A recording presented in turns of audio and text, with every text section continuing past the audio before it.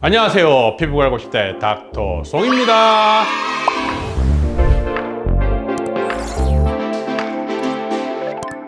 이번 시간은 여러분들이 또 궁금해하시는 겨드랑이 색소 침착이에요. 여름 되면 어디 해수욕장을 가거나 나시를 입거나 짧은 티를 입을 때 팔을 들었다가 겨드랑이가 보이는데 색소 침착이 있으면 얼마나 당황스럽겠어요. 여기에 대해서 궁금증을 풀어드리기 위해서 오늘 영상을 찍으니까 많은 기대 부탁드려요. 아셨죠? 여러분들이 제일 먼저 궁금한 게 겨드랑이 색소 침착이 왜 생기는가 하는 거겠죠. 겨드랑이 색소 침착 가장 큰 첫 번째 이유, 반복되는 염증 때문이에요.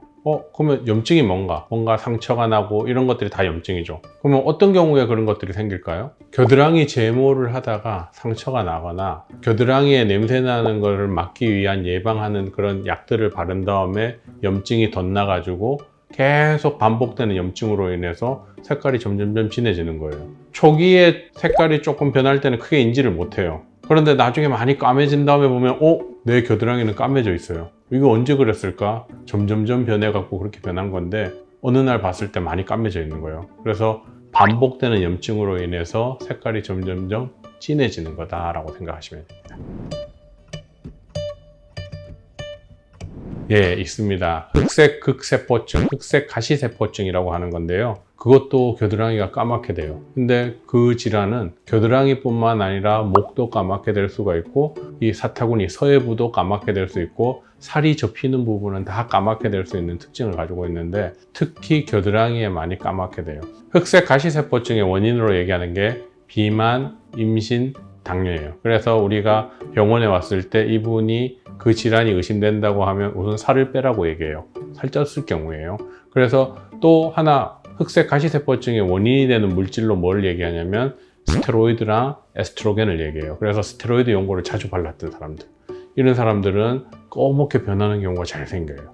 그리고 담배를 피는 사람들, 니코틴과 약간 연관이 있다라고 알려져 있어요. 그래서 환자들 입장에서는 이런 경우 잘 모르는 경우가 많아요.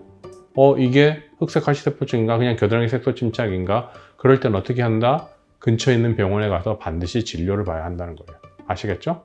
그래서 잘 모르시는 경우에는 닥터성을 찾아오세요. 아셨죠? 병원마다 치료하는 법이 약간 차이가 나지만 어떤 병원은 그냥 단지 토닉만 해요. 토닉만 하는 경우에는 변화가 너무 느리거나 효과가 조금 떨어지는 문제가 있어요. 그래서 저 같은 경우는 복합 레이저 치료를 통해서 색깔을 없애는 방법을 시도하고 그 부분을 색소 침착이 생기기 전에 피부로 가능한 되돌리려고 노력을 해요. 그렇게 하면 생각보다 좋은 결과가 나옵니다. 어떻게? 색깔만 없앨 뿐 아니라 조직을 새 피부로 전환시킨다. 아셨죠?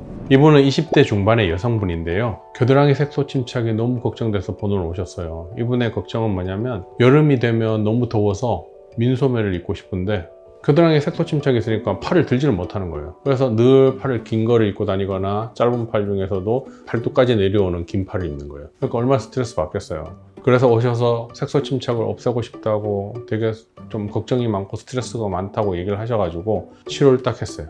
그래서 이분은 이해를 딱 하고 3주 후에 경과를 봤더니 좌측 사진을 보세요. 어떠세요? 시술 전과 시술 후의 사진이 너무 극명하게 차이가 나죠? 정말 많이 좋아지셨어요. 이 다음 사진은 오른쪽 겨드랑이 사진인데 시술 이해 후 3주가 경과된 사진이에요. 전후 사진이 너무 차이 나죠? 치료 후에 많이 좋아지셔서 이분은 굉장히 치료에 만족했던 분입니다. 겨드랑이 색소 침착의 원인이 아까 전에 뭐라고 말씀드렸죠? 반복되는 염증이라고 했죠? 그러면 예방법은 뭘까요? 염증이 안 생기게 해주는 거예요. 그럼 어떻게 하면 염증이 안 생길까요? 겨드랑이에 제모를 할 때 너무 상처가 나게 한다거나 자주 반복하면 당연히 염증이 반복되겠죠.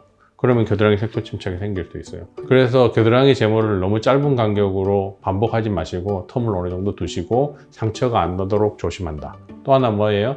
냄새가 안 나게 하는 그 약물 같은 걸 뿌렸을 때 저녁에 와서 반드시 클렌징을 깨끗하게 한 다음에 주무셔야지 그 약물이 남아있다가 햇빛에 노출되거나 또는 거기에서 염증을 만들어서 접촉성 피부염을 일으킨다거나 하는 경우에는 또 색소 침착을 만들 수 있기 때문에 약품을 썼을 때는 반드시 클렌징을 깨끗하게 하셔야 돼요. 그래야지만 색소 침착을 막을 수 있습니다. 아시겠죠? 반복된 염증 절대 안 됩니다. 그래서 한 줄 정리, 반복된 염증 no no no no. 이번 영상은 여름철의 고민거리 겨드랑이 색소 침착이었어요. 궁금증 많이 해결되셨나요? 이번 여름철 닥터손과 이 겨드랑이 색소 침착 완전히 해결하세요. 아셨죠? 그럼 저는 다음 시간에 뵐게요. 바이바이.